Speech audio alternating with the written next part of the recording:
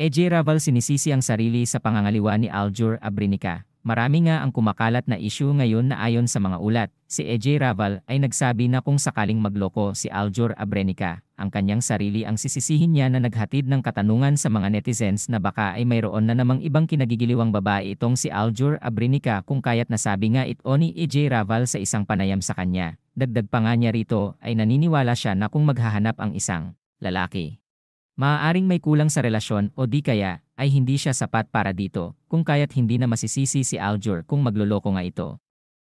Gayunpaman, sa kabila ng kanyang mga pahayag, ipinapakita ni EJ ang kanyang pagmamahal at pagpapahalaga kay Aljur at kung ano ang kanyang kayang gawin para kay Aljur, samantala nakatanggap naman siya ng regalo mula kay Aljur na nagpapakita ng kanilang magandang samahan at tiniyak naman din ni EJ na wala namang pagtataksil na nagaganap sa kanila at kasalukuyang masaya nga sila sa kanilang pagsasama.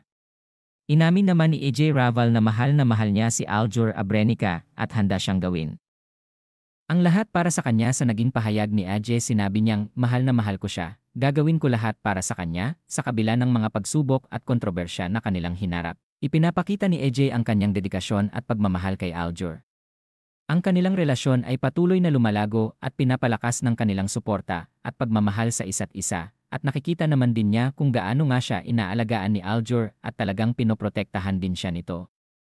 Marami naman ang nagsasabing magsisisi din si EJ Raval sa huli na sinagot naman ni EJ na kung magkakaroon ng pagkakataong lukuhin siya ni Aljur ay tiyak talagang pagsisisihan niya ito, ngunit hindi niya naman inaasahan ang karma sa kanyang relasyon kay Aljur Abrenica kahit na ang kanilang relasyon ay patuloy na sinusubaybayan ng publiko at patuloy na binabatikos. Wala naman na din silang pakialam dito ngayon.